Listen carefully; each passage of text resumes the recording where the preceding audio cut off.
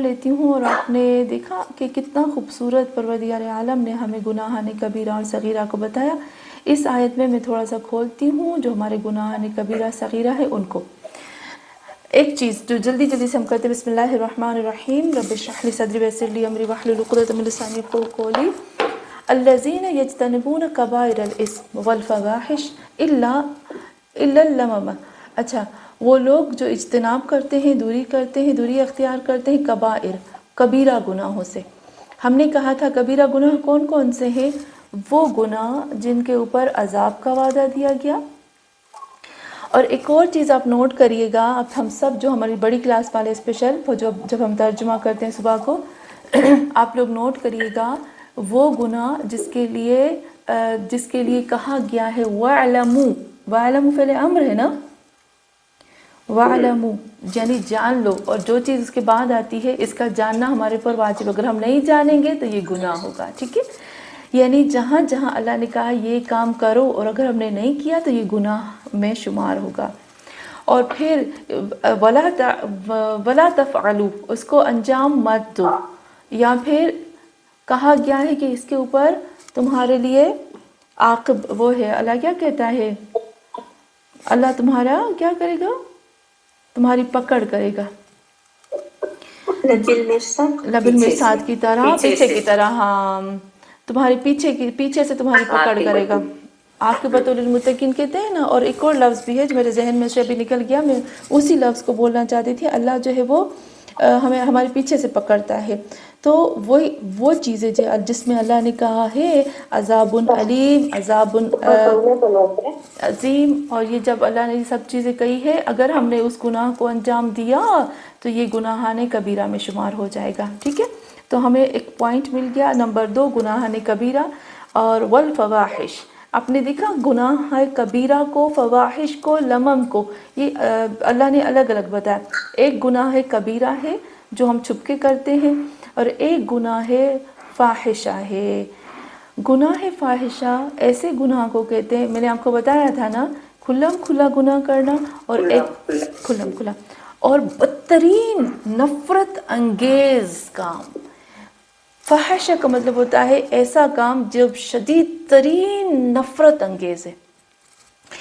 آپ کو پتہ ہے اللہ میں عجب ہوں، بہت زیادہ ایسے گناہ ہیں جس کو اللہ ناپسند کرتا ہے، لیکن ایک گناہ اتنا بدترین ہے جس کو اللہ بہت سختی سے ناپسند کرتا ہے۔ ایک تو یہی فواحش، اللہ دیکھیں بار بار فواحش کہتا ہے۔ کھلم کھلا کرنے سے کیا ہوتا ہے؟ لوگوں پہ بھی اثر پڑتا ہے، بچوں پہ اثر پڑتا ہے، جنریشن خراب ہوتی ہے۔ اور دوسرا جب ہم آتے ہیں، آپ کو یاد ہے میں نے آپ کو بتایا تھا اللہ اس قدر نفرت کرتا ہے ایک گناہ سے کہ میں حیران ہو گئی تھی کہ اللہ نے جو لفظ استعمال کیا تھا وہاں پر، پتہ ہے کون سا؟ یاد ہے آپ کو؟ یا ایھا الذین آمنوا لما تقولوا لم تفعلوا، اے وہ لوگوں جو ایمان لائے کیوں اس بات کو کہتے ہو جس کو کرتے نہیں ہو؟ کیونکہ اللہ یہ جو چینجنگ ہے نا، اسے سخت ترین نفرت کرتا ہے۔ یاد ہے نا آپ کو ہم نے کیا تھا؟ ہاں، تو یہ جو ایسے گناہ ہیں، ایسے گناہ ہیں جن سے اللہ سخت ترین نفرت کرتا ہے، وہ کبائر اور وہ فواحش ہو جاتے ہیں، ٹھیک ہے؟ اچھا، ہاں وہ بہت زیادہ جو ہم نے دیکھا۔ ابھی ہم آتے ہیں سورہ نجم کی طرف، الذین یجتنبون الکبائر الاثم، وہ لوگ جو گناہان کبیرہ سے اجتناب کرتے ہیں، دوری کرتے ہیں، والفواحش، اور وہ گناہ جو بدترین نفرت انگیز ہوتا ہے۔ تو جو بدترین نفرت انگیز ہے اس میں زنا بھی آ جاتا ہے، اس میں نے ابھی آپ کو بتایا کہ وہ چیز جو اللہ کہتا ہے تم جو کہتے ہو وہ کرتے نہیں، اس سے اللہ سخت ترین نفرت کرتا ہے، ٹھیک ہے؟ الا اللمم، لمم کی جو روٹ ورڈ ہوتی ہے، وہ روٹ ورڈ تو آپ کو پتہ چل گیا کہ لمم ہے۔ لمم کی جو اصل میننگ ہوتی ہے، جیسے عظمت آپا نے بہت زیادہ خوبصورت بتایا کہ چھوٹی چھوٹی چیزوں کو، بالوں کو، جیسے ہمارے بال جھڑتے ہیں تو ہم کیا کرتے ہیں؟ چھوٹے چھوٹے بالوں کو جمع کرتے ہیں یا کنکریوں کو جمع کرتے ہیں۔ اصل میننگ یہاں یہ آتی ہے، یہ معاویہ کے لیے مجھے لگتا ہے کبھی استعمال ہوا تھا یہ آیت۔ اصل میں جب کوئی جمع کرتے ہیں نا مال، اور وہ جو جمع کرتے ہیں مال، وہ حلال اور حرام دونوں طریقے سے جمع کر کے کھانے کو لمم کہتے ہیں۔ ٹھیک ہے، حلال اور حرام دونوں کو جمع کر کے کھانے کو لمم کہتے ہیں. لیکن میں یہاں بتاتی ہوں کہ لمم کون سا ہوتا ہے. ان ربک واسع المغفرہ، بے شک تمہارا رب، حقیقت یہی ہے کہ تمہارا رب جو ہے وہ وسیع ہے، بہت مغفرت کو پھیلا دیتا ہے. وہ عالم بما بکم، اور وہ تم لوگوں کو سب سے زیادہ جانتا ہے. ہم کچھ بھی کہیں نا، ہم کتنی بھی بڑی بڑی باتیں کہیں، لیکن ہمارا رب جو ہے وہ ہمیں اچھے سے جانتا ہے. تو یہاں پر ہم نے دیکھا کہ ہاں ہمارا رب جو ہے وہ ہمیں اچھے سے جانتا ہے. چلے پھر ہم آتے ہیں اذا انشأکم من الارض. مجھے لگتا ہے ہم تھوڑا سا میوٹ کر دیں تو مجھے میری آواز مجھے ڈبل آ رہی، واپس آ رہی ہے تھوڑا سا. تو جو سوال ہو فوراً ہم میوٹ کھول کے سوال پوچھیں گے. چلے اچھا. الا اللمم ان ربک واسع المغفرہ، اور بے شک تمہارا رب جو ہے وہ وسیع ہے مغفرت کے لیے. وہ عالم بکم، وہ لوگ وہ جو ہے وہ تم سب بہت زیادہ تمہیں جانتا ہے، سب سے زیادہ وہی تمہیں جانتا ہے. اذ انشأکم من الارض، جب اس نے پیدا کیا تم لوگوں کو زمین سے. وَإِذْ أَنْتُمْ أَجِنَّةٌ فِي بُطُونِ أُمَّهَاتِكُمْ. ابھی دیکھیں کس قدر اللہ خوبصورت کہہ رہا ہے کہ بے شک تم کبائر اور فواحش گناہ کرتے ہو یا گناہ صغیرہ کرتے ہو، معافی مانگ لو، اللہ تجھے معاف کر دے گا. لیکن اس بات کو کبھی مت بھولنا کہ تمہیں اللہ کب سے جانتا ہے، وہ تمہیں سب سے زیادہ جانتا ہے. اذ انشأکم من الارض، جب اس نے تمہیں زمین سے پیدا کیا وہ تمہیں تب بھی جانتا تھا. وَإِذْ أَنْتُمْ أَجِنَّةٌ فِي بُطُونِ أُمَّهَاتِكُمْ، وہ تمہیں تب بھی جانتا ہے جب تم اپنے ماؤں کے پیٹوں میں چھپے ہوئے تھے. اجنہ یعنی چھپے ہوئے تھے، ظاہر ہی نہیں تھے. جیسے ہم اپنی ماں کے پیٹ میں تھے تو ہماری جنس تک ظاہر نہیں تھی. ہم کہتے ہیں نا ہماری جینڈر ہی ظاہر نہیں تھی کہ ہم میل ہے یا فیمیل ہے، کیا ہم ہوں گے، کیا بن کے دنیا میں آئیں گے، خود ہمیں ہی نہیں پتا تھا.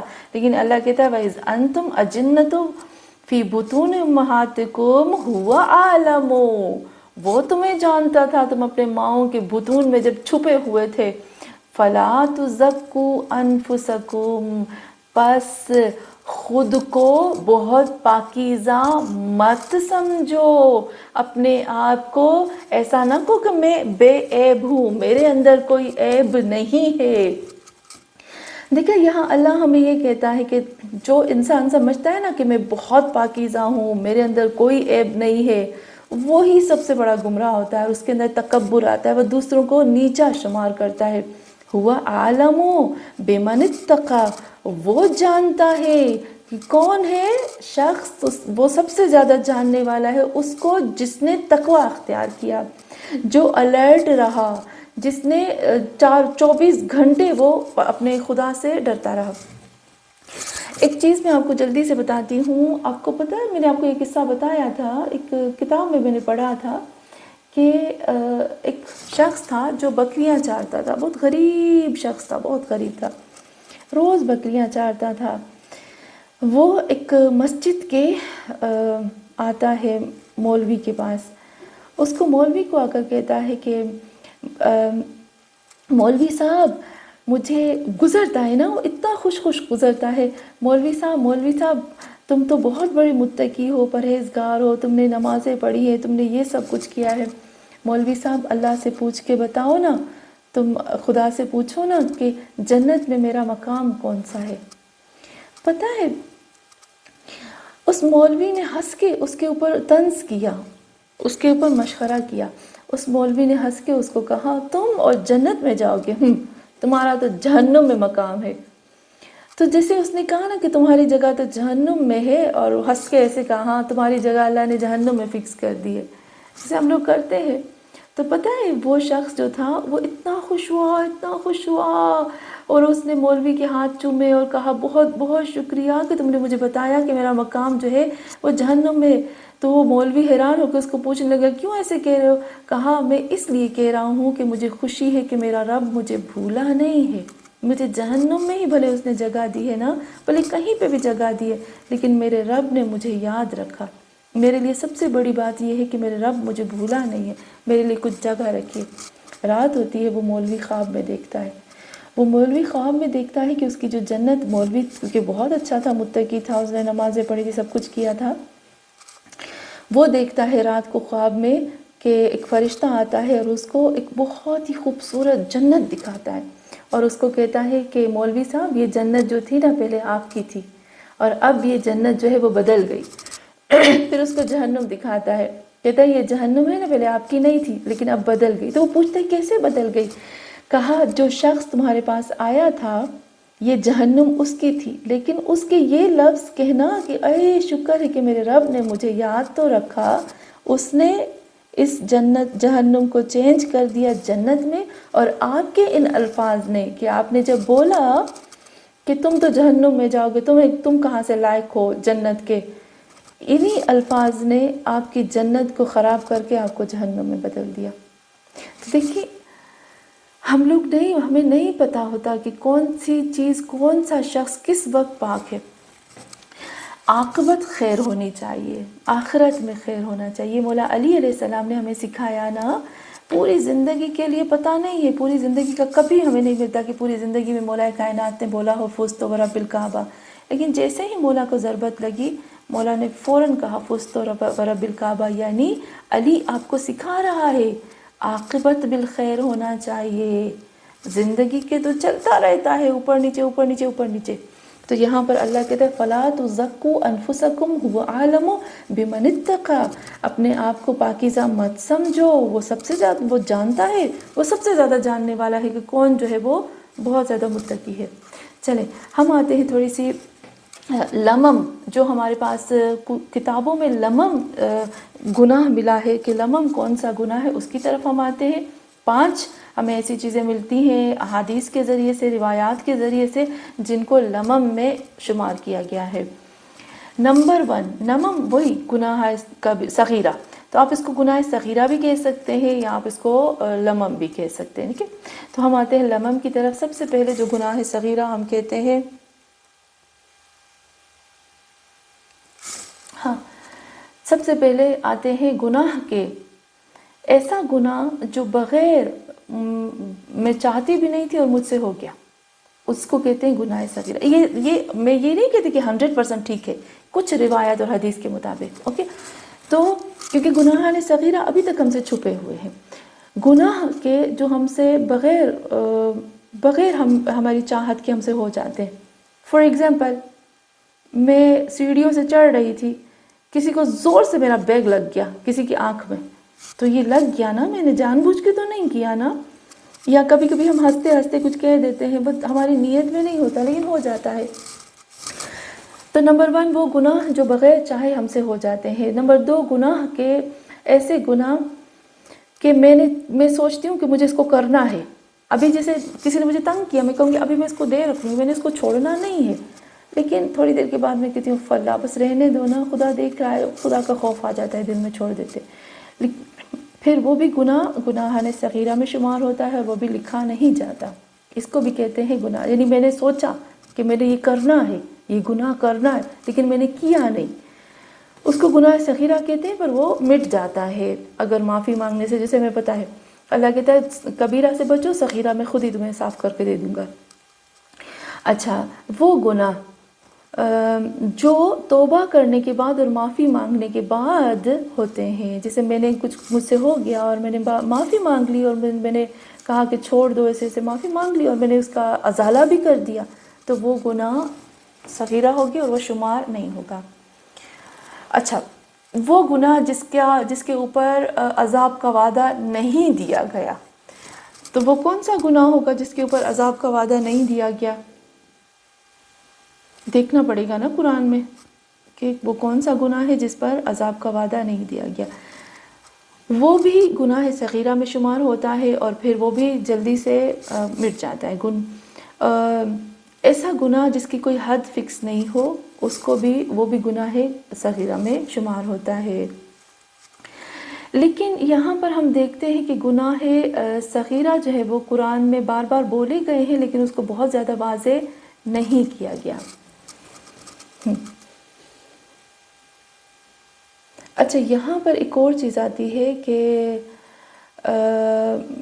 آپ دیکھو خداوند عالم نے قرآن میں کہا ہے وَنُخْرِجُ لَهُ يَوْمَ الْقِيَامَةِ كِتَابٌ يَلْقَاهُ مَنشُورًا، قیامت کے دن ہم جو ہے وہ اس کے سامنے کتاب کو کھول کے رکھیں گے، اور پھر اس کتاب کے اندر خدا کہتا ہے جب وہ شخص دیکھے گا اپنے کتاب کو تو پھر وہ کیا کہے گا، وہ کہے گا یا ویلتنا ما لہذا الکتاب لا یغادر صغیرۃ ولا کبیرۃ الا احصاها، یا ویلتنا، ویل ہے مجھ پہ کہ کیا ہے اس کتاب میں کہ اس میں اندر نہ چھوٹی چیز کو رکھا گیا ہے، چھوڑا گیا ہے، نہ بڑی چیز کو۔ امام رضا علیہ السلام سے جب پوچھا گیا کہ مولا گناہان کبیرہ کون کون سے ہیں، تو امام رضا علیہ السلام ایک لسٹ بتاتے ہیں، میں وہ لسٹ آپ کو بتاتی ہوں، آپ نوٹ کرتے جائیں۔ امام سب سے پہلے بتاتے ہیں ایک نمبر 1 گناہ کبیرہ قتل کرنا کسی نفس کا، کسی بھی نفس کا قتل کرنا، چاہے وہ خود کا ہو، خدا نخواستہ اولاد کا ہو، دوسرے لوگوں کا ہو، نفس کا قتل کرنا، مسلمان ہو غیر مسلمان ہو فرق نہیں کرتا۔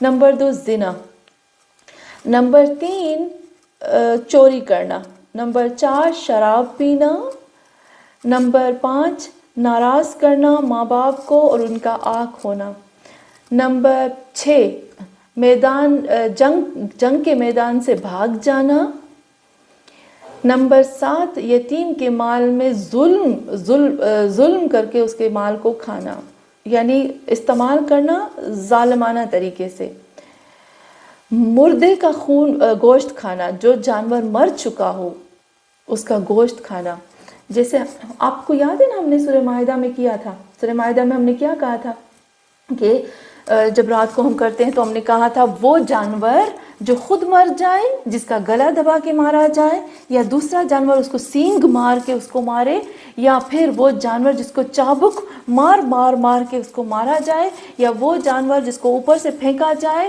تو یہ جو یہاں ہمیں پتہ ہے سور ہے یا خون ہے، یہ کیا ہے، یہ مردار ہوتے ہیں۔ جو خود مر جائے، جس کا گلا دبا کے مارا جائے، جس کو چابک مار کے مارا جائے، جس کو اوپر سے پھینکا جائے، جس کو دوسرا جانور جو ہے وہ سینگ مار کے مار دیتا ہے، وہ جانور مردار میں شمار ہوتا ہے اور اس کا گوشت کھانا حرام ہوتا ہے۔ پھر اس کے بعد جو گناہ کبیرہ ہے وہ خون کا پینا اور خون جو ہے یوز کرنا وہ گناہ کبیرہ میں آتا ہے۔ اور پھر پورک کھانا، سور کا گوشت کھانا، کیا یوز کرنا پلیز؟ جی کیا تھا سو یوز کرنا؟ خون لوئی آمینہ لوئی، ہاں لوئی، اور پھر سور کا گوشت کھانا، پورک کھانا، اور وہ جانور جس کے اوپر اللہ کا نام نہیں لیا جاتا اور پھر اس کو ذبح کرتے ہیں بغیر اللہ کے نام لیے، ذبح کرنا اس جانور کا کھانا حرام ہے اور گناہ کبیرہ میں آتا ہے امام رضا علیہ السلام کے مطابق۔ سود کھانا، بیاج کھانا گناہ کبیرہ میں، رشوت کھانا گناہ کبیرہ میں ہے، شرط لگانا، جوا کھیلنا گناہ کبیرہ میں ہے۔ اور پھر جب ہم بزنس کرتے ہیں ماہ رمضان میں، ہم لوگ کیا کرتے ہیں، وہی ماہ رمضان تو ایسا مہینہ ہے نا جس میں ہم لوگوں کو مفت میں چیزیں دینی چاہیے، ہم لوگوں کو خیال کرنا چاہیے، تو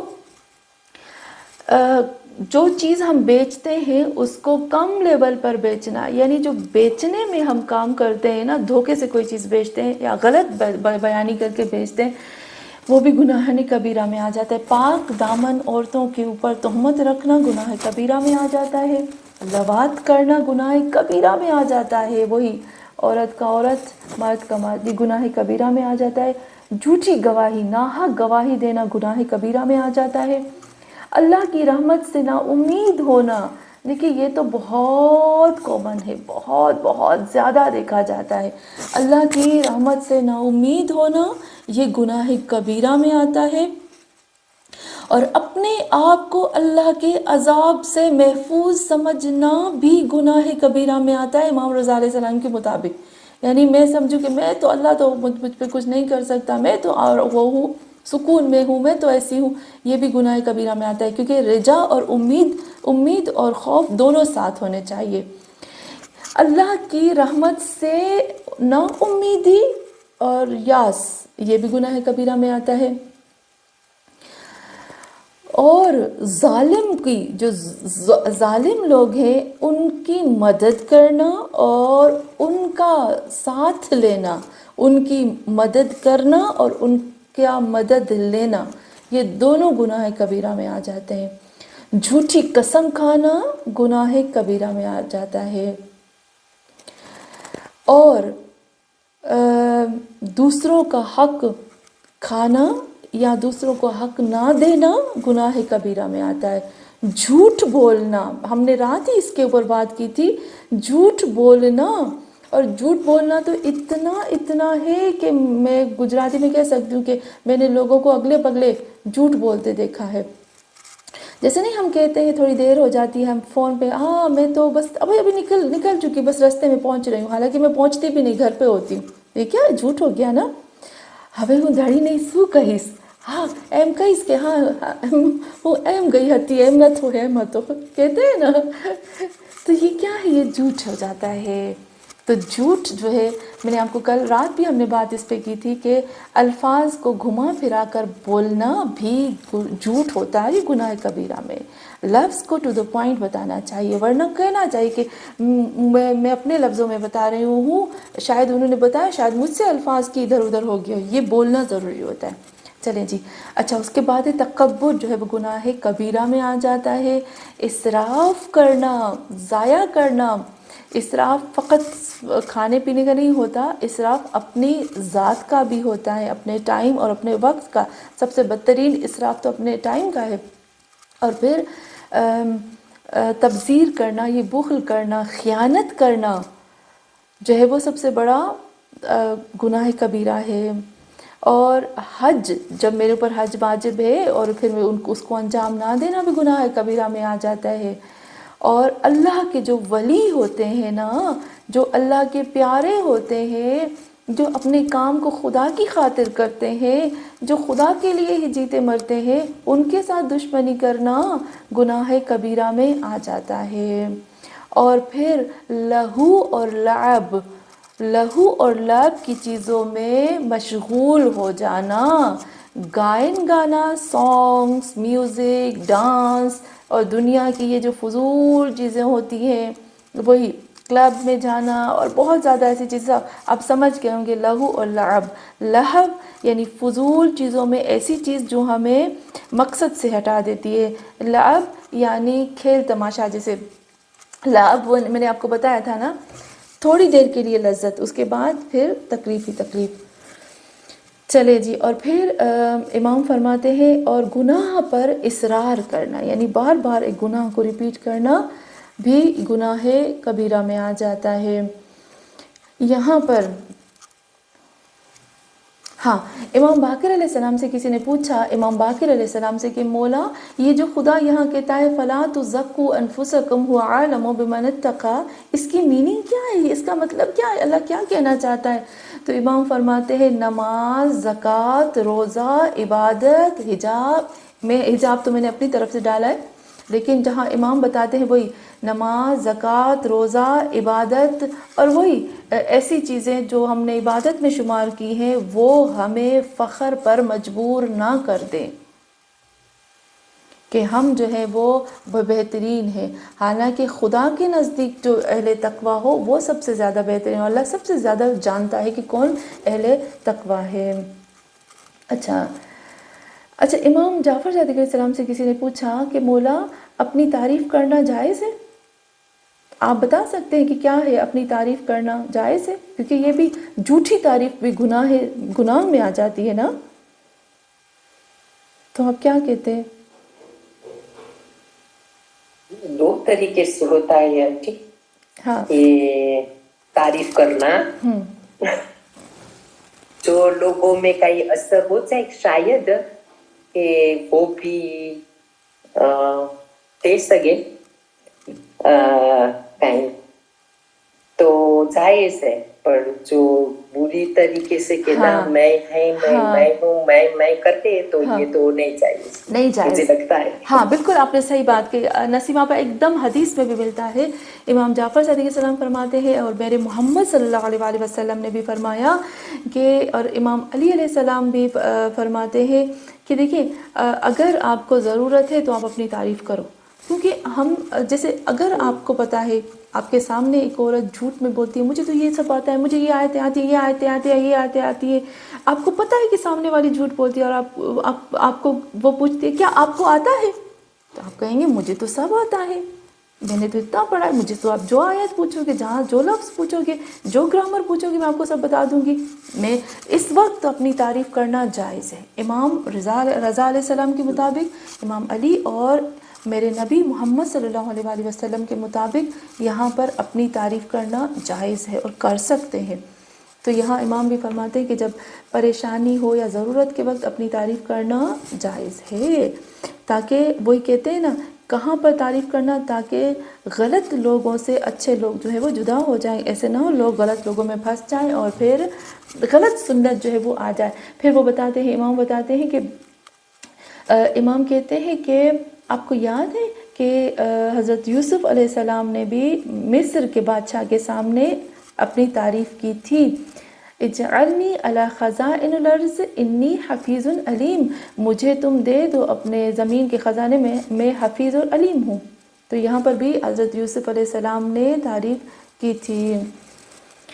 ہاں یہاں پر پھر ہم دیکھتے ہیں کہ رسول خدا صلی اللہ علیہ وآلہ وسلم کے پاس ایک یہودی آیا اور پھر اس نے حضرت موسیٰ کی بات کی تھی اور حضرت موسیٰ کے جو عصا ہے اس کی بات کی تھی۔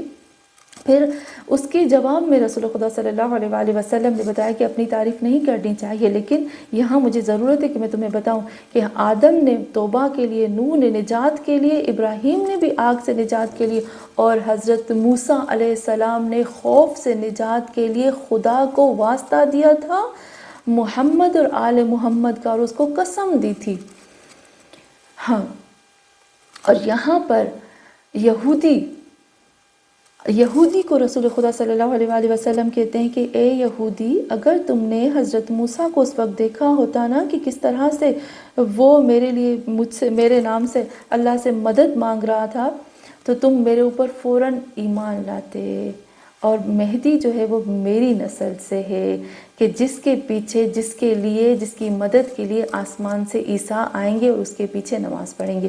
یہ میرے حبیب خدا محمد مصطفیٰ صلی اللہ علیہ وآلہ وسلم کے الفاظ ہیں۔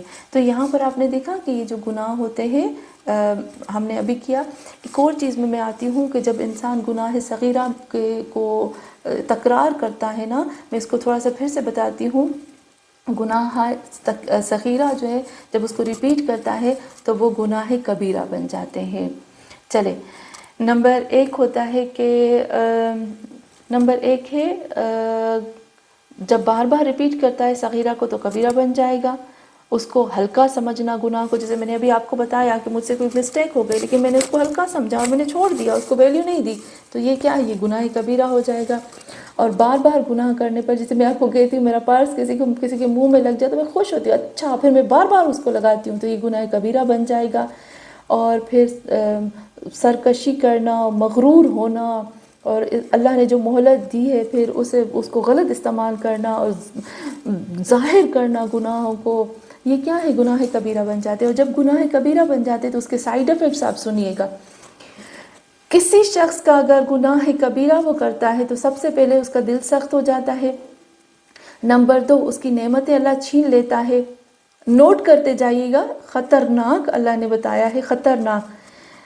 نمبر 1 اگر کوئی گناہ کبیرہ کرتا ہے یا صغیرہ کو ریپیٹ کرتا ہے یا اس کو کم سمجھتا ہے، اس کو ہلکا سمجھتا ہے، کھلم کھلا کرتا ہے، اس کا مذاق اڑاتا ہے، اور اللہ نے جو مہلت دی ہے وہ سمجھتا ہے کہ میرے پاس مہلت ہے، مجھے کوئی کچھ کر ہی نہیں سکتا، گناہ پہ خوش ہوتا ہے، تو یہ گناہ کبیرہ بن جاتا ہے۔ اور گناہ کبیرہ کا جو سائن ہوتا ہے وہ سب سے پہلا سائن ہوتا ہے کہ انسان کا دل سخت ہو جاتا ہے، اللہ اس سے اپنی نعمتوں کو چھین لیتا ہے، اس کی دعا کو اللہ منہ پہ مار دیتا ہے۔ کہتے ہیں نا جب وہ دعا مانگتا ہے نا تو اس کی دعا اللہ منہ پہ مار دیتا ہے، اور اس کے رزق کو اللہ بدل دیتا ہے، اور اللہ اس کو کچھ عبادتوں سے محروم کر دیتا ہے۔ کبھی کبھی نہیں ہم سوچتے ہیں کہ کیوں، آخر کیا ہوا ہے مجھ سے کہ میری نماز شب قضا ہو جاتی ہے، میری نماز صبح قضا ہو جاتی ہے، مجھ سے کیا گناہ ہو گیا کہ میری نماز ظہر عصر جو ہے وہ قضا ہو جاتی ہے، کیا ہو گیا؟ کہ میں جب ہمیشہ امام زمانہ کے لیے 2 رکعت نماز پڑھتی ہوں، اب مجھ سے ہوتا نہیں کہ میں امام کے لیے نماز پڑھوں، آخر کیا وجہ ہے؟ تو خدا یہاں یہ کہتا ہے کہ کچھ گناہ کی وجہ سے اللہ بندے کو عبادتوں سے، کچھ عبادتوں سے محروم کر دیتا ہے، اچانک بلائیں نازل ہوتی ہیں، بارش ختم ہو جاتی ہے، قط ہو جاتے ہیں، گھر ویران ہو جاتے ہیں، رسوائی ہوتی ہے، خواری ہوتی ہے، زندگی کم ہو جاتی ہے، زلزلے آتے ہیں، فقیری آتی ہے، ناداری آتی ہے، اور دکھ آتے ہیں، بیماریاں آتی ہیں، بدترین لوگ سر پر سوار ہو جاتے ہیں، اور ہر ایک کے یہ جتنے بھی ہم نے گناہ کی بتائے ہیں نا، یہ سب قرآن میں موجود ہے، اور میں جو ایک ایک لفظ بول رہی ہوں نا، یہ سب ایک ایک لفظ میں اردو میں بول رہی ہوں، لیکن یہ سب ایک ایک چیز جو ہے وہ قرآن کی آیتیں۔ جلدی سے اس کو بتاتی ہوں کہ آخر گناہ جب کبیرہ ہو جاتے ہیں اور یہ ساری سائن، خدا نہ کرے، اللہ نہ کرے کہ یہ ظاہر ہو جائے ہمارے اوپر، تو ہمیں کیا کرنا چاہیے؟ 10 ایسی چیزیں ہیں جو قساوت قلب، سلب نعمت، رد دعا، تغیر رزق، محروم ہونا عبادت سے، اچانک بلائیں، قطع باران، گھروں کا ویران ہو جانا، رسوائی، خواری، عمر کا کم ہونا، زلزلے، فقر، ناداری، اندوہ بیماری، تسلط اشرار، ان سب جو سائن ہے ان کو مٹا دیتی ہیں 10 چیزیں۔ اگر ہم نے یہ 10 کام کیے نا تو وہ سارے جو سائن ہیں وہ مٹ جائیں گے۔ نمبر 1، نماز۔ اگر انسان نماز پڑھتا ہے نا تو یہ سارے جو گناہ کی نشانیاں ہیں وہ مٹ جائیں گی، جیسے اقم الصلاۃ ان الحسنات یذہبن السیئات، نماز پڑھو کیونکہ اچھائیاں برائیوں کو ختم کر دیتی ہے۔ نمبر 2 جو آتا ہے وہ استغفار۔ جب ایک انسان استغفار کرتا ہے نا، بہت زیادہ توبہ طلب کرتا ہے اللہ سے، تو وہ جتنے بھی سائیڈ ایفیکٹس ہوتے ہیں جو اس کے باڈی پر، اس کے رزق پر، اس کے گھر پر، اس کی فیملی پر ظاہر ہوتے ہیں نا، وہ سارے سائیڈ ایفیکٹس ختم ہو جاتے ہیں۔ فاستغفر اللہ واستغفر لہم الرسول، اے لوگو تم لوگ اللہ سے استغفار کرو، اور جب تم اللہ سے استغفار کرو گے تو تمہارے لیے خود تمہارا محمد صلی اللہ علیہ وآلہ وسلم استغفار کرے گا۔ حیرت کی بات ہے، سورہ نساء کی آیت نمبر 64 ہے، تم استغفار کرو اللہ سے، محمد تمہارے لیے استغفار کریں گے۔ ہے عجب بات ہے اللہ، ہم جیسے گناہ گار بندوں کے لیے ہمارے نبی کو تم نے کہا کہ وہ ہمارے لیے استغفار کرے۔ اچھا، تیسری چیز جو آتی ہے جو مٹا دیتی ہے وہ ہے انفاق، خرچ کرنا۔ صدقۃ السر تکفر خطیئہ، چھپکے سے صدقہ دینا، چھپکے سے اللہ کی راہ میں خرچ کرنا کیا کرتا ہے؟ جو غلطیاں ہوتی ہیں اس کو چھپا دیتا ہے، اور لوگوں کی مشکلات کو حل کرنا۔ چوتھا جو پوائنٹ آتا ہے وہ لوگوں کی مشکلات کو حل کرنا۔ من کفارۃ الذنوب العظام اغاث الملہوف، کہ جو لوگ جس نے گناہ کیا ہے اس کے کفارہ، گناہ کا کفارہ یہ ہے کہ تم لوگوں کی مشکلات کو حل کرو۔ اور ایمان، اپنے ایمان کو بڑھانا، نیک کاموں پر ایمان رکھنا۔ والذین آمنوا وعملوا الصالحات لنکفرن عنہم سیئاتہم، والذین آمنوا، اور وہ جو لوگ ایمان لائے اور صالح عمل کیے، ہم نے ان کے گناہوں کو چھپا دی۔ تو یہاں پر ایمان اور اچھے کام کرنے چاہیے۔ 2 چیزیں جو ہے وہ ہمارے جو بھی سائن ہے، سائیڈ ایفیکٹس ہے، جو بھی چیزیں اس کو ختم کر دیتی ہیں۔ اچھا، چھٹی جو چیز آتی ہے وہ ہے گناہوں سے پرہیز کرنا۔ جتنا ہو سکے ہمیں اپنے آپ کو گناہ سے بچانا ہے۔ آپ کو پتہ ہے مولا کائنات امیر المومنین علیہ السلام فرماتے ہیں گناہ کا موقع نہ ملنا بھی اللہ کی نعمتوں میں سے ایک نعمت ہے۔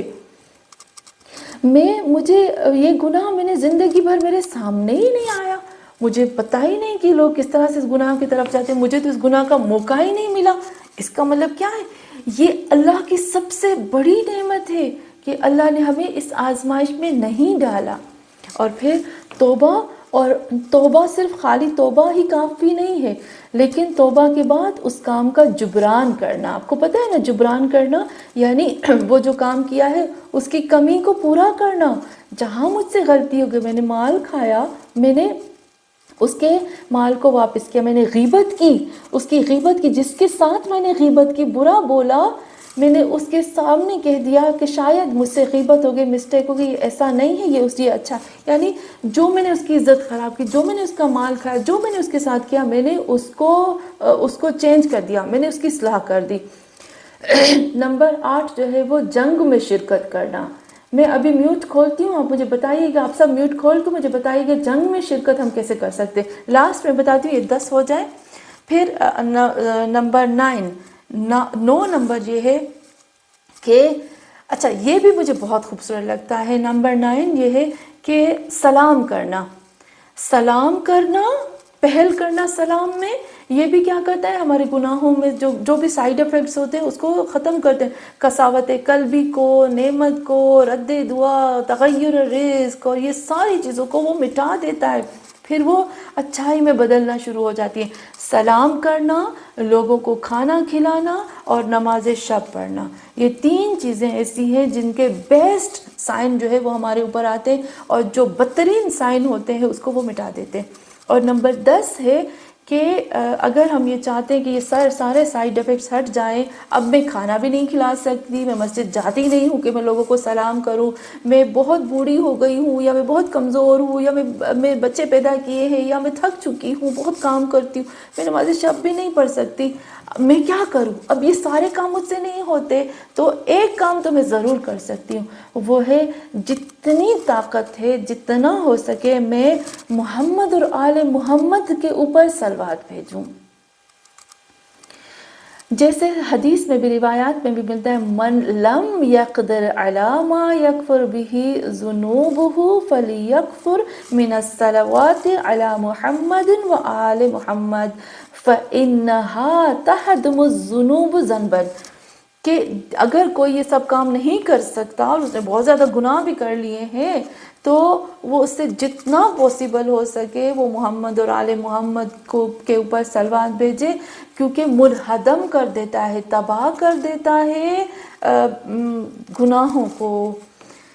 اچھا، یہ جو اپنی تعریف کرنا جھوٹی، یہ میں نے ابھی وہ جو بتایا، میں نے اس میں تھوڑا سا یہ نہیں بتایا، جو اپنی ہم جھوٹی تعریف کرتے ہیں نا، جھوٹی تعریف، فلا تزکوا انفسکم، یہ والی آیت اس میں آتی ہے، فلا تزکوا انفسکم، اپنے آپ کو بہت پاکیزہ مت سمجھو. تو جو جھوٹی تعریف ہوتی ہے نا اپنے آپ کی، جھوٹی تعریف، میں پھر سے کہتی ہوں، جھوٹی تعریف گناہ کبیرہ میں آتی ہے بہت زیادہ علماء کے مطابق، اور پھر اس کی سزا بھی ہوتی ہے.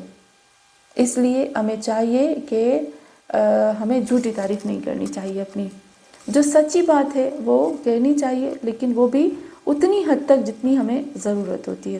چلیں جی، میں نے کہا تھا نمبر 8 پر ہم آئیں گے نا. 8 نمبر پر ہم لوگ جنگ میں کیسے شرکت کر سکتے ہیں، تھوڑا میوٹ کھول کے بتائیں گے تو پھر میں سورہ نساء کی طرف آتی ہوں. ہمارا ٹائم ہو گیا، 4 منٹ میں ختم کرتی ہوں.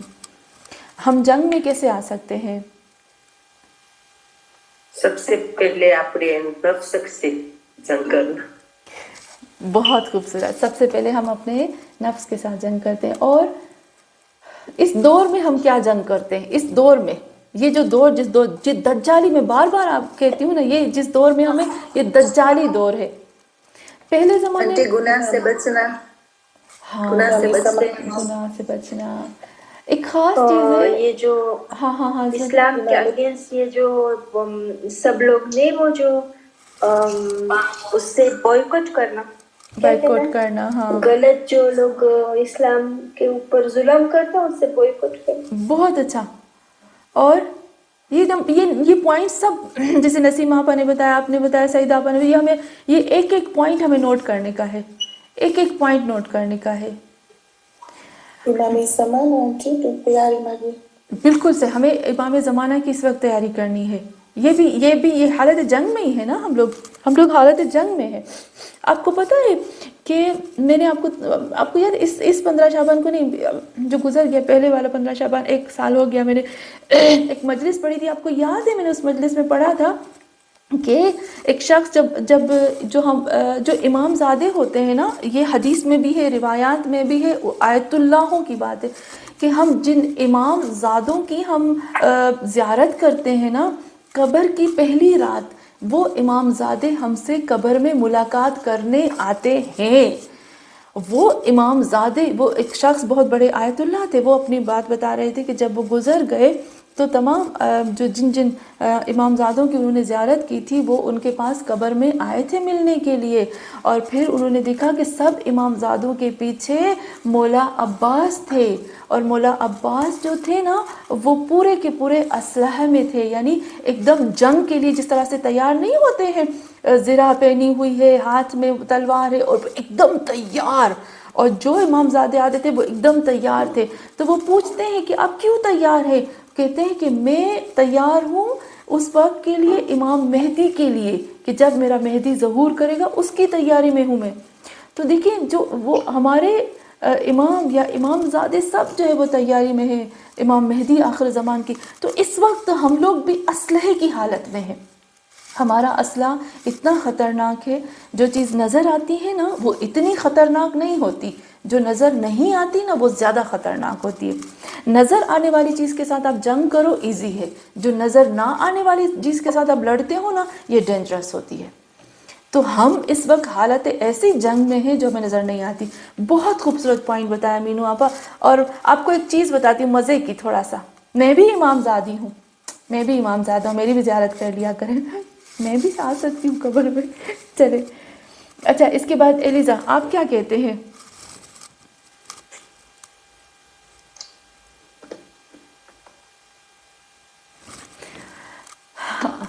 آپ سب کے ساتھ جی جی ناظرین جی جی جی جی بالکل بالکل. عقیدہ مضبوط، علیکم السلام ورحمۃ اللہ. عقیدہ مضبوط رکھنا اس دور میں، کیونکہ اس دور میں ایمان کو بچانا بہت مشکل ہے، بہت مشکل ہے، وہ سچ ہے، بالکل صحیح بات ہے. مجھے ایک چیز بہت السلام علیکم. علیکم السلام جی سسٹر سمر جی بسم اللہ. میرے ذہن میں ایک چیز آ رہی تھی، آج کل جو سوشل میڈیا کے اوپر جو آپ نے کہا نا دجالی قوتیں ہیں، تو بالکل سوشل میڈیا کے اوپر جو ہاں غلط مواد پھیلایا جا رہا ہے وہ بہت ڈینجرس ہے، کیونکہ اس زمانے میں ہمیں یہ فائنڈ آؤٹ کرنا بہت مشکل ہو جاتا ہے کہ جس ویب سائٹ پر ہم ہیں وہ صحیح ہے یا نہیں. اسی طریقے سے یوٹیوب کے اوپر جو ہے وہ بہت زیادہ فیک میٹر ہے، اور مقصد شیعت کے حوالے سے بھی شیعت کو بہت زیادہ ڈیمیج کرنے کے لیے یوٹیوب کے اوپر بہت ساری ویڈیوز اپلوڈ کی گئی ہیں. بیسٹ، بہت بیسٹ. آپ نے جتنا آپ نے بتایا کہ جیسے یوٹیوب ہے یا جو انٹرنیٹ ہے یا جو یہ تو پورے کا پورا ایک دجالی ہم کہہ سکتے ہیں نا گروپ ہے، ایک گینگ ہے. یہ جو گینگ ہمارے خلاف چل رہا ہے 100% آپ نے صحیح بات کی. اور یہ ہماری جنریشنوں کے جتنی بھی ہماری جنریشن ہے اس کو خراب کرنے کے پیچھے اب ہمیں اس کے ساتھ فائٹ کرنی ہے. اب ہم حالت جنگ میں ہیں. بہت خوبصورت آپ نے کہا اور بہت خوبصورت، دل میں لگا. جی اور کون؟ آرزو ہے اور شمیم آپا ہے، لیزا ہے اور عظمت پر بہت زیادہ لوگ آئی فون نظر آ رہے ہیں جن کے نام مجھے نہیں نظر آ رہے. تنویر آپا اور کون ہے؟ بہت زیادہ لوگوں کا مجھے نام ہی نہیں ہے. چلے اب آپ پتہ ہے آپ نے محدث آپا بھی ہیں ہمارے ساتھ اور انجم بھی ہے ہمارے ساتھ، تنویر آپا بھی ہے نا ہمارے ساتھ. ہاں چلے جی بہت زیادہ لوگ ہیں لیکن وہ سب مجھے آئی فون نظر آ رہے ہیں. جی السلام علیکم. جی تنویر آپا بسم اللہ. نہیں میں تو آپ کو دیکھ رہی ہوں، آپ نے کہا نا آپ سے ملنا بھی وہ ہے ایک نا، میں تو دیکھ رہی ہوں امام کی اولاد ہوں. وہ تو میں آپ کو پتہ ہے دل آ گیا آپ کا. Thank you. وہ تو کبھی کبھی نا میں کیا کرتے ہیں آپ کی محبت کو اپنے کھینچنے کے لیے بولتی ہوں کہ آپ سب کی محبت ہے میری طرف اور تھوڑا سا آپ کو تنگ کرنے کے لیے. تو بھی کھینچتی جائے گی. تھینک یو انشاءاللہ الہی، یہ اللہ کی طرف سے ہے. جی جی جی جی آمین آپا بسم اللہ. کہ سمجھو اولاد کے اگینسٹ ہو جانا حرام حلال ہو تو نہیں سمجھی میں آمین آپا.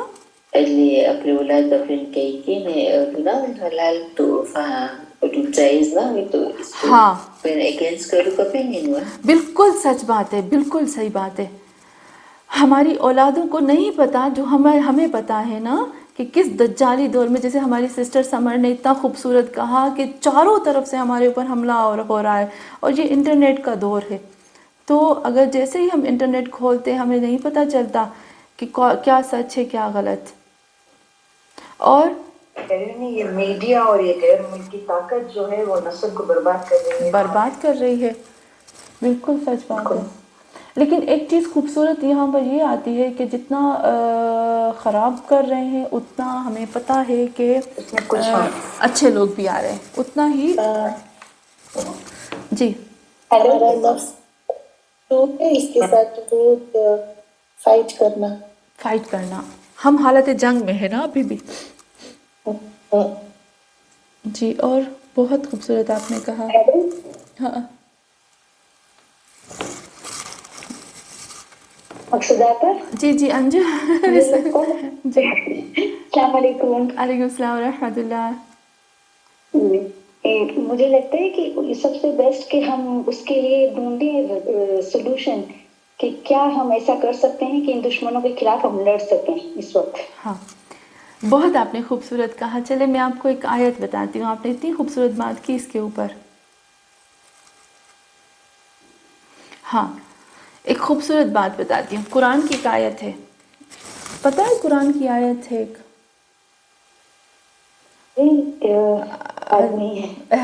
حضرت موسیٰ علیہ السلام کی. مجھے لگتا ہے سورہ یوسف ہے یا سورہ یونس کی آیت نمبر 88 ہے، مجھے لگ رہا ہے جہاں تک.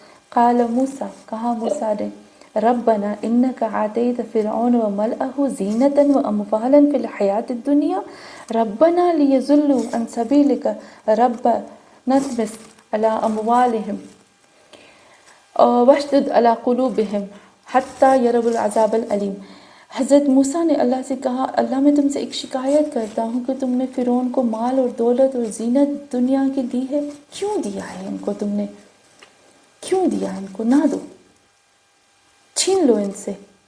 یہ حضرت موسیٰ کہتے ہیں اے اللہ کیوں دیا؟ چھین لو ان سے، کیونکہ انہوں نے اس کو مس یوز کیا. جی عصمت ابا. سورہ یونس 88 نمبر 88 ہے نا سورہ یونس آیت نمبر 88. اللہ تم سے چھین لو کیونکہ تم نے ان کو دیا ہے نا یہ مال اور دولت. یہ ان کے ذریعے سے لوگوں کو گمراہ کرتے ہیں، تکلیف دیتے ہیں لوگوں کو. تو آپ دولت ہونا ایک جنگ نہیں سمجھی آمینہ ابا. دولت ہونا بھی ایک جنگ ہے. جنگ ہے، بالکل صحیح کہا. دیکھیں دولت ہونا یہ اسی کو ہم کہتے ہیں کہ پہلی بات یہاں پر یہ آتی ہے کہ جب ہم اس دور میں رہ رہے ہیں نا تو سب سے پہلے ہمیں کام کرنا ہے، ہمیں پیسے کمانے ہیں، ہمیں اسٹرگل کرنا ہے. کیونکہ جب میرے پاس پیسہ ہوگا تو میں خمس نکالوں گی، میں زکوٰۃ نکالوں گی، میں اللہ کی راہ میں خرچ کروں گی. ہمیں دولت، پیسے اور مال ملکیت کے حساب سے کمزور نہیں ہونا، کیونکہ دشمن کا سب سے بڑا وار جو مسلمان پہ اس وقت ہو رہا ہے وہ مسلمانوں کو اکنامک کے حساب سے کمزور کرنا ہے. اگر ہم ہو گئے نا تو ہم، کیونکہ آپ کو یاد ہے میں نے آپ کو حدیث بتائی تھی کہ غربت، فقیری جو ہوتی ہے نا وہ شرک پہ مجبور کر دیتی ہے. امام علی علیہ السلام فرماتے ہیں اگر فقیر، غریب، غربت جو ہے انسان کی شکل میں میرے سامنے آئے نا تو میں اس کے اوپر تلوار چلا لیتا، یعنی سب سے پہلے اس کو میں مارنے والا ہوتا. تو یہاں پر وہی آتے ہیں کہ اسٹرگل کرو، محنت کرو. کیونکہ اب دیکھو یہاں پر حضرت موسیٰ نے اللہ سے کہا، اللہ فرعون کو تم نے پاور، طاقت دیا، اس نے مس یوز کر کے لوگوں کو برباد کیا، لوگوں کو اس کے راستے سے ہٹا دیا، اور تم اس کی دولت کو چھین لو. دشمن کا وار سب سے پہلے یہ ہوتا ہے کہ وہ دولت کو چھینتا ہے. وشدد کیا کہتے ہیں، وَطْمِسْ عَلَىٰ أَمْوَالِهِمْ وَاشْدُدْ عَلَىٰ قُلُوبِهِمْ. 2 بد دعائیں دی حضرت موسیٰ نے. ان کے مال کو چھین لو اور ان کے دلوں کے اوپر، دلوں کو باندھ دو، یعنی مہر لگا دو، ان کے دلوں کو کسی قلب کر دو. تو یہاں یہ دشمن، اور الٹا ہم پہ دشمن کر رہے ہیں. ہم نے ان کے مال کو یوز کرتے ہیں. وہی بائیکاٹ، جیسے عظمت آپا نے بہت خوبصورت کہا کہ ہمیں بائیکاٹ کرنا چاہیے. نمبر 1 وہی جیسے آغا سستانی کا فتویٰ بھی ہے، دشمن جو ہے یہودی جو ہمارے ساتھ کر رہے ہیں ہمیں بائیکاٹ کرنا چاہیے، وہ ہمیں کمزور کرنا چاہیے، ہمیں اور طاقتور ہونا چاہیے.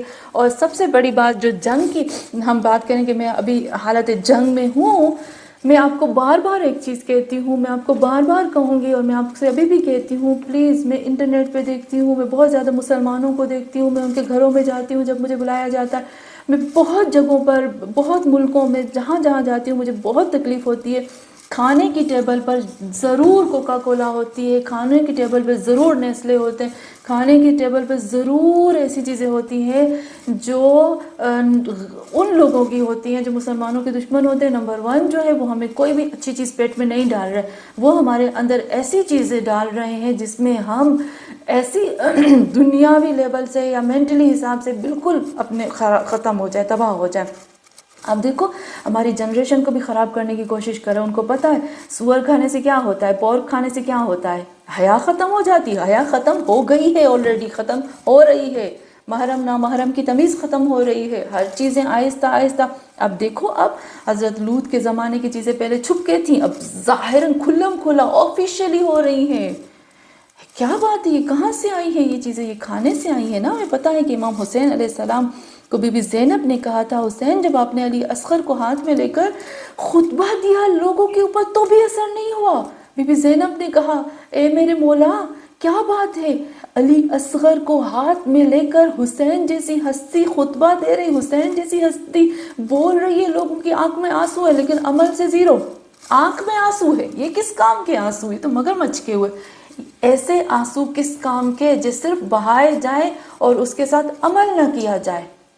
صرف بولنے سے، بیٹھ کے بولنے سے نہیں، اللہ کہتے اٹھو قدم بڑھاؤ، عمل کرو۔ تو امام حسین نے کیا کہا تھا، بہن زینب ان کے پیٹ میں حرام کے لقمے ہیں۔ تو ابھی میں نے آپ کو بتایا مردار، ہمیں کہاں سے پتا کہ ہمارے پیٹ میں مردار ہے؟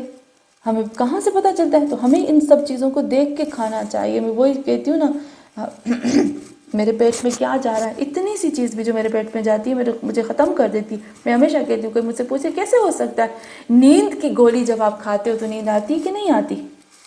مجھے آپ بتائیں، نیند کی گولی چھوٹی سی ہوتی ہے، چھوٹی سی ہوتی ہے، آپ ڈولی پران پیتے درد ختم ہوتا ہے کہ نہیں ہوتا؟ کھانسی کی دوا پیتے ہیں اس سے نیند آتی ہے کہ نہیں آتی؟ آتی ہے نا، اس کے اندر بھی تو وہی چیزیں موجود ہیں جو باقی کھانوں میں ہو۔ جب یہ چیزیں اثر کرتی ہیں تو باقی نہیں اثر کرتی ہوں گی، جسم پہ فوراً اثر کرتی تو کیا روح پہ اثر نہیں کر سکتی ہے؟ تو چلیں جی، آج کا درس ہمارا یہاں تک ہو گیا۔ تو بس ہم یہی آتے ہیں کہ ہاں، تو اس چیز میں ہم آتے ہیں کہ دیکھا آپ نے کہ ہم جو ہم جو اس وقت ہیں وہ حالت جنگ میں ہیں، اس لیے نمبر 8 میں نے کہا تھا جنگ میں شرکت کرنا یا جہاد میں شریک ہونا بھی گناہ کو مٹا دیتا ہے۔ یعنی اب میں نے امام زمان علیہ السلام کا حصہ بننا ہے۔ ابھی جو ماہ رمضان ہے، اے اللہ میں عہد کرتی ہوں جو ہوا سو ہوا، جو ہو چکا سو ہو چکا، تم نے خود کہا جو گزر گیا وہ گزر گیا، لیکن اب کے بعد اے اللہ میں اس وقت امام زمان علیہ السلام میں ان کے لشکر میں آ گئی ہوں اور میں جنگ کی حالت میں۔ اب جنگ کی حالت میں کیا میرے ہاتھ میں تلوار نہیں ہے؟ مولا میں کسی کی ذمہ دار نہیں ہوں۔ قرآن میں اس دن آپ کو یاد ہے ہم نے جو قرآن خوانی کی تھی، اس میں ایک آیت کی تھی، مجھے یاد نہیں آ رہی کیونکہ اتنے زیادہ دن ہوتے اور اتنی آیتیں ہوتی ہیں یاد نہیں رہتی۔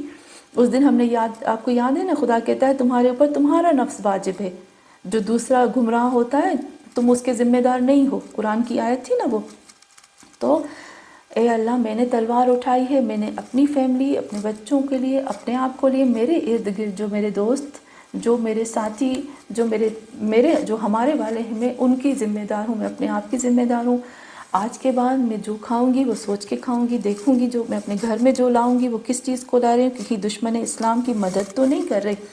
میں جلدی سے ایک چیز بتاتی ہوں، شعلہ میں آپ کو نمبر 7 لاسٹ میں بتاتی ہوں ایک چیز ختم کر کے۔ آپ کو پتہ ہے مجھ سے کیا میں نے جب بولا تھا کافی سال پہلے، اگر آپ کو یاد ہوگا اس چیز کو، کہ میں نے کافی سال پہلے بتایا تھا کہ دیکھیں جب ہم یہ جو دشمن کے اسلام کے دشمن ہیں، ہم ان کی چیزوں کو خریدتے ہیں نا، تو وہ ہمارے ہی پیسوں سے ویپن خریدتے ہیں، ہتھیار خریدتے ہیں، پھر وہ ہم مسلمانوں کے اوپر ہی وہ یوز کرتے ہیں۔ ہمیں پتہ ہے کہ فلسطین میں کس طرح سے ہوا ہے، کہاں سے آتے ہیں یہ فلسطین کے اوپر جو جتنے بھی اسلحہ ان کے اوپر استعمال کیا جاتا ہے، کہاں سے آتے ہیں یہ پیسے۔ تو جب میں نے ان کو بتایا تھا کہ ہم ان کی چیزوں کو خریدتے ہیں تو پھر وہ جو ہمارا پیسہ ہوتا ہے ان کی طرف جاتا ہے. تو انہوں نے کہا کیسے ہو سکتا ہے. کچھ ٹائم کے بعد وہ بچی جو تھی نا، ایک ڈبہ حضرت عباس کے نام کا وہ پیسہ ہوتا ہے نا ڈبے کا، وہ لے کے آئی. تو میں نے کہا کیوں میں اس میں ڈبے میں پیسے ڈالوں؟ کہا مولا عباس کے ہیں. تو میں نے کہا جس طرح سے ہم اس ڈبے میں پیسے ڈال رہے ہیں نا، اسی طریقے سے آپ نے دیکھا رات کو ایک بچی جو ہوتی ہے وہ مد بیچتی ہے نا، شہد بیچتی ہے مسجد میں، آپ نے دیکھا. اور پھر جب ہم پوچھتے ہیں کہ کیوں بیچے، تو وہ کہتے ہیں اس کے پیسے جو ہے وہ سب اورفنا میں جاتے ہیں، یتیم خانے میں جاتے ہیں. آپ نے دیکھا نا، مجھے فوراً دماغ میں آ گیا. جس طرح سے یہ ہم مد خریدتے ہیں اس نیت سے کہ میرے پیسے جو ہیں وہ بچوں کو، یتیم بچوں کو جائیں گے، اسی طریقے سے ہم جب یہودیوں کے پروڈکٹ، یہودیوں کی چیزیں خریدتے ہیں، ایک تو ہم ان کی مدد کر رہے ہیں کہ یہ پیسے لو اور ہمارے ہی مسلمانوں کو مارو، نمبر 1. دوسرا یہ ہوتا ہے کہ ہم ان کی چیزوں کو خریدتے ہیں، ان کے اندر سور ہوتا ہے، ان کے اندر شراب ہوتا ہے، ان کے اندر رم ہوتا ہے، پورک ہوتا ہے، ان کے اندر ہر وہ چیز ہوتی ہے، مردار ہوتا ہے، ہر وہ چیز ہوتی ہے جس کو اسلام نے حرام قرار دیا. کیونکہ ان کو پتہ ہے کہ ہم نے حرام کھلایا مسلمانوں کو تو ان کی غیرت ختم ہو جائے گی، ان کے اندر جوش، ان کے اندر جذبہ، ان کا ایمان، ان کا اللہ پر یقین، ان کی عبادتیں سب تباہ ہو جائیں گی، اور کر دی ہیں. تو ابھی ہم حالت جنگ میں، اور ہم مولا سے کہیں گے مولا ہمیں اپنے آپ کو اس حرام سے بچانا ہے. ہمارے لیے آج کافی ہے. میں جلدی سے شعیلا کو جواب دے دوں. شعیلا نمبر 7 جو تھا وہ تھا توبہ کرنا. نمبر 7 تھا توبہ، اور جو ہم نے غلط کام کیا ہے نا اس کی اصلاح کرنا. نمبر 7 وہی تھا. ٹھیک ہے، تو چلے ہم ایک صلوات پڑھتے ہیں اور اپنے درس کو ختم کرتے ہیں. آج تو ہم نے گناہان کبیرہ اور صغیرہ کے اوپر ڈیٹیل سے اللهم صل على محمد وآل محمد. جمعے کو ہماری لاسٹ ہوگی کلاس، تو جس کو بھی جو سوال کرنے ہیں وہ آپ مجھے بتا دیجیے گا، تاکہ ہم جو ہے جلدی سے جتنی باقی آیتیں بچی ہیں نا ان کو کر کے پھر ہم اپنے سوال اور جواب کی طرف جائیں گے، اور جس کے دل میں جو سوال آتے ہیں پوچھیں گے.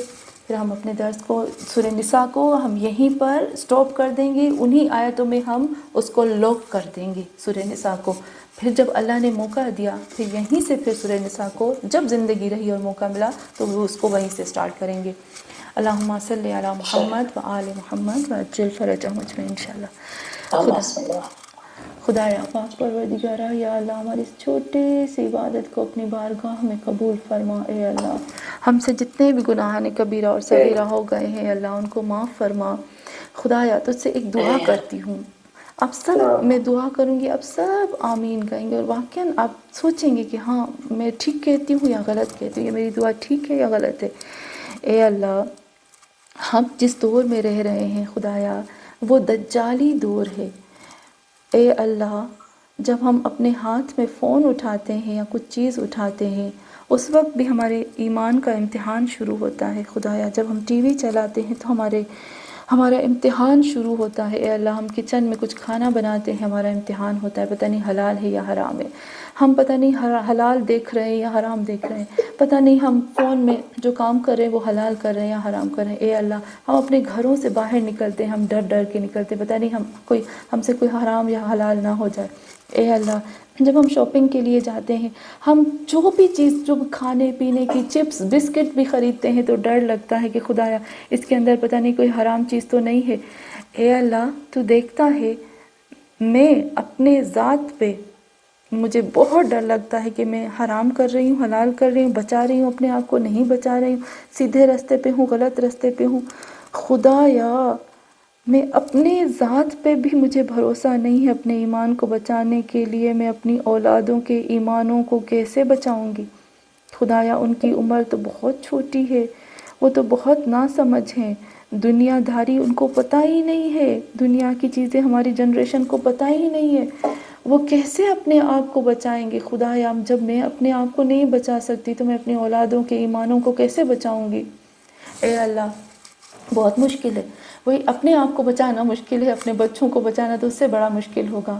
اے اللہ اس دور میں جب سب بے حجاب ہوتے ہیں اور میری بیٹی حجاب کرتی ہے اور مجھ سے آ کر کہتی ہے کہ مما میں ٹھیک کر رہی ہوں، مجھے ڈر لگتا ہے کہ بے حجاب لوگ میری بچی کو کمپلیکس میں شکار نہ کر دیں. اس کو احساس کمتری نہ دلائیں۔ اے اللہ ہمارے بچوں کے ایمانوں کو اتنا مضبوط بنا دے، اتنا مضبوط بنا دے کہ ان کے حجاب، ان کی حیا، ان کی حفت، ان کی پاک دامنی، ان کا حلال کھانا کھانے سے وہ جو برے بچے ہیں وہ کمپلیکس میں آ جائیں اور وہ ان کو فالو کریں اور وہ بھی اس اچھے راستے پہ چلنے کی کوشش کریں۔ اے اللہ بس دعا کرتے ہیں کہ ہماری جنریشنوں کو ہم سب کو بچا، اور پروردگار تجھے واسطہ ہے محمد اور آل محمد کا ہم اپنے درس کا ثواب دیتے ہیں 14 معصومین کو، اور وہاں سے جو ہمیں ثواب ملے وہ ہمیں ہماری اولادوں کو، ہماری نسلوں کو، ہمارے ماں باپ کو، ہمارے مومنین کو۔ اے اللہ ہمارے ماں باپ میں ہمارے دادا دادی نانا نانی بھی آ جاتے ہیں، خدایا جتنے بھی ہمارے مرحومین ہیں، ہمارے پیارے ہیں، اے اللہ ان سب کو اس کا ثواب عطا فرما۔ اور اے اللہ اس درس کے صدقے میں امام مہدی آخر الزماں کو ہم سے راضی فرما۔ اور اے اللہ ہم نے جسے آج کہا، اے اللہ ہم نے بڑے دل سے کہا کہ ہم دجالی دور میں جنگ کی حالت میں ہیں، تو اے اللہ اس جنگ میں ہم سب کو کامیابی عطا فرما، جیسے تم نے جنگ